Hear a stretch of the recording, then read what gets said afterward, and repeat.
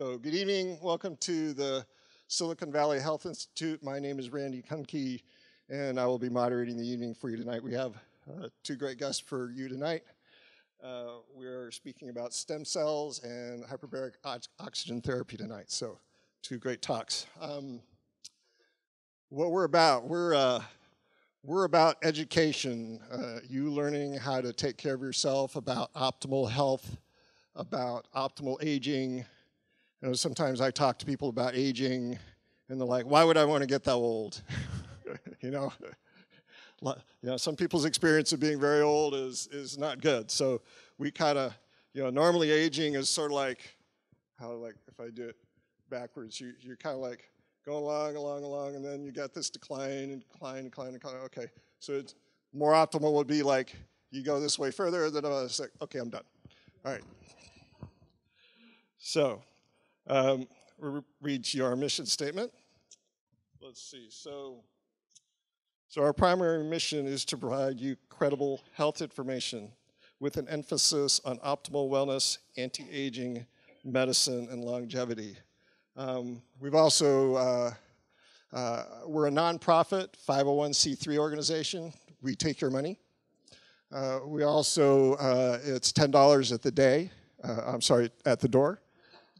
For admission, or $60 per year for an annual membership. And for as long as I've been coming here, which I guess is about 8 years, it was $60 a year 8 years ago.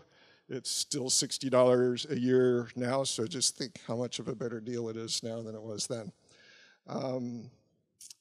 Let's see, we have, as usual, a great little snack table provided. I'm told all the food is organic, including the watermelon.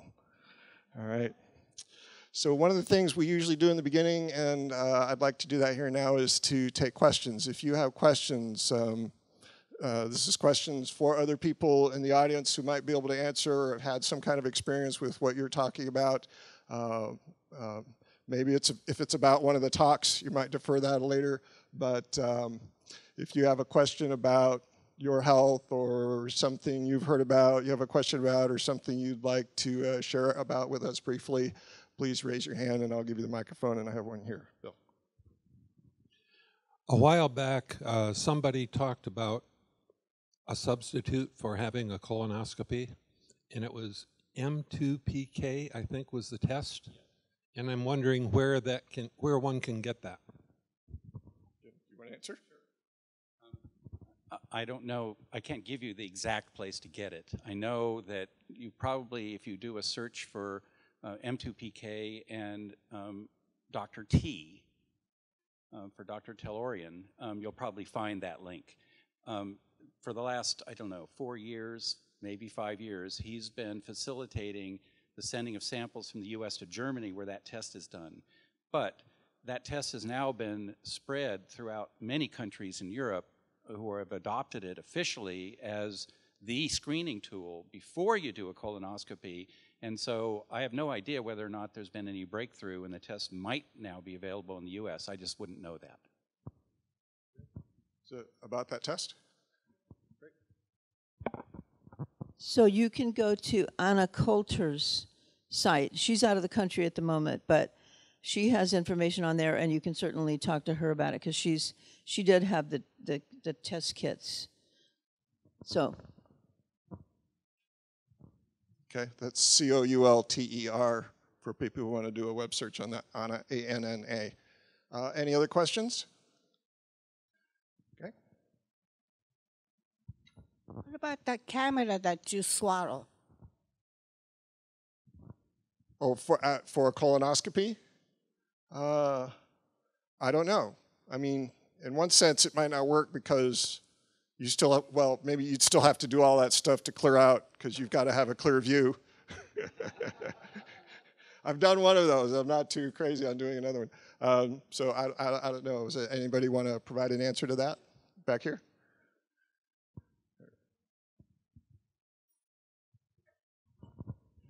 Thank you. I do trademark work, and I've got a client, Capsule Vision, that makes the little capsules you swallow. And apparently, you clean out your system first. You swallow the capsule, you go home, and it takes live photos at some tremendous resolution rate till it's done. Then you ship it back to the lab, and it sends all the information to the doctor. So it's fairly painless, it's quick. The doctor doesn't need to have anything but a computer screen to view it on. Terrific. Okay.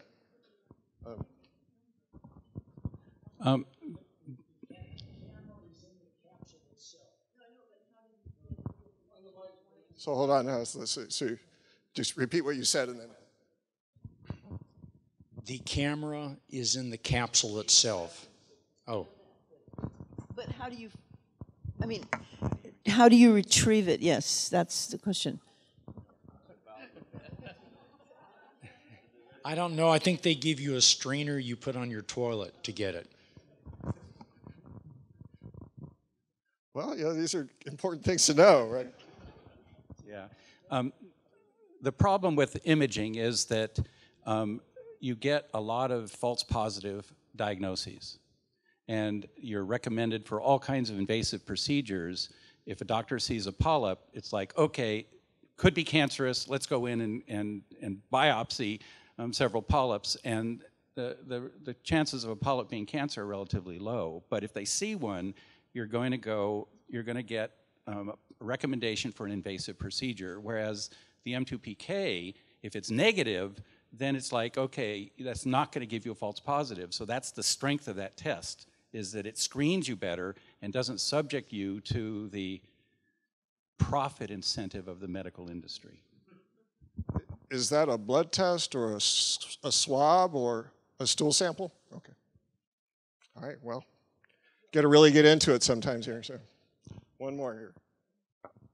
And the second part of that is that Dr. T says if you do have any kind of positive, he can give you supplements, et cetera, to get rid of that positive. Okay. All right, good. Any other, time to change the subject. Any other questions? Yeah?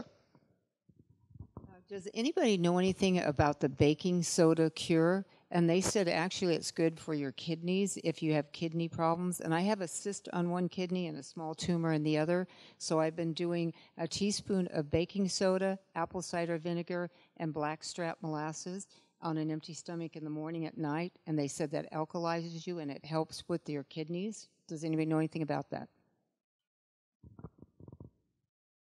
Anybody want to speak to that back here?